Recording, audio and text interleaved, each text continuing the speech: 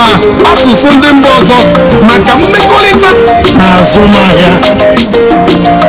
Ma chetakwa na a na-esi n'ụlọ mara mma wepụbe isi. Ya mere ka anyị sụbakwa Igbo n'ihi na Igbo bụ asụsụ anyị.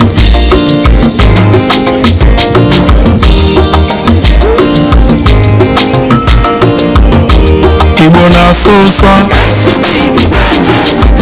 okwu Igbo na-asụ ụsọ,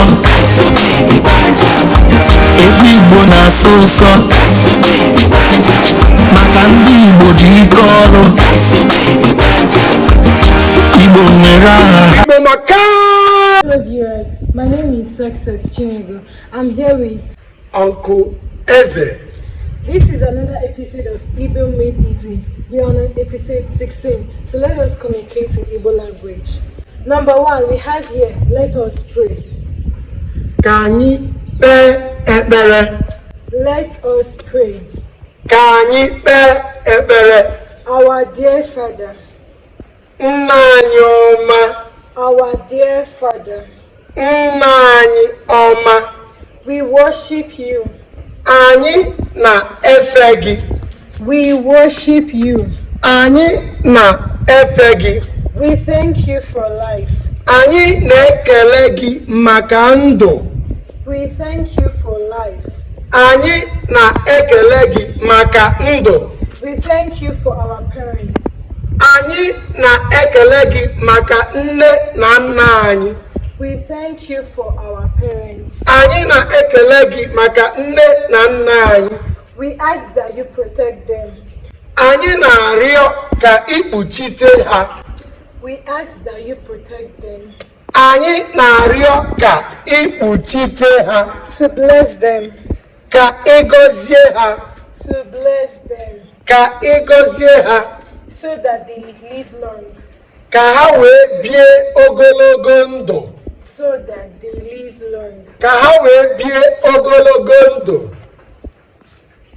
We ask for your protection on our parents. Anyị na-arịọ ka ikpuchite nne na nna anyị. We ask that you give them long life and prosperity. Anyị na-arịọ ka inye nne na nna anyị ogologo ndụ na ọganiru. We ask that you bless us so that we can provide for our parents. Anyị na-arịọkwa ka ịgọzie anyị nwa bụ ụmụ ka anyị wee rọpụta nne na nna anyị ihe ọbụla ha chọrọ.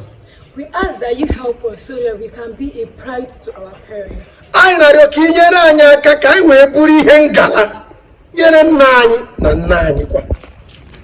The prayer of every African child is to be able to stand firm for their parents. Ekpere nwatakịrị ọbụla amụrụ n'ala Afrịka bụ ka o wee guzosi ike wee nye nne na nna ya. We ask that you keep our parents alive so they can live to see the fruit of their labor. Anyị na-arịọ ka idebe nne na nna anyị ka ha wee dị ndụ wee rie mkpụrụ ahụhụ niile ha tara n'ebe anyị nọ. We pray against untimely death on our parents. Anyị na-ekpere nne na nna anyị ama nwụchu ọnwụ agaghị anwụ ọnwụ ike.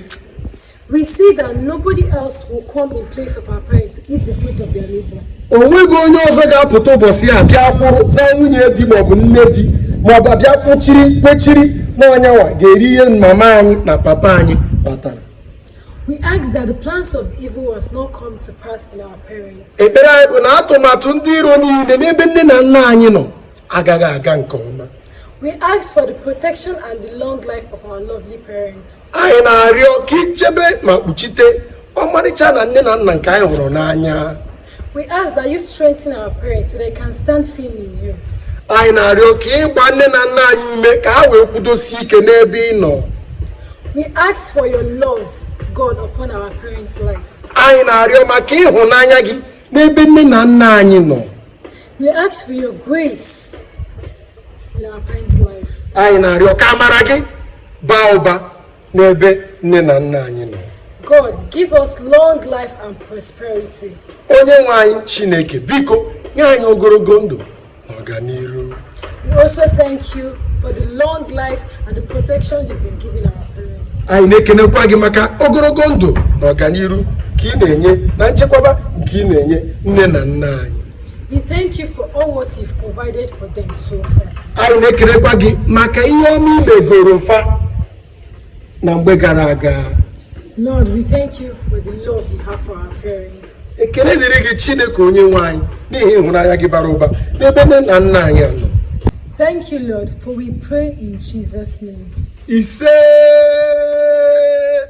tata ebe a ka anyị ga-apịachi nnọkọ anyị chetakwa n'oge Uncle Eze n'Igbo Made Easy episode 16. Like I said today, we are starting communication in Igbo language. This is going to continue from episode 16, 17, 18, 19, and 20. Of course, we start from 21, 22, 23.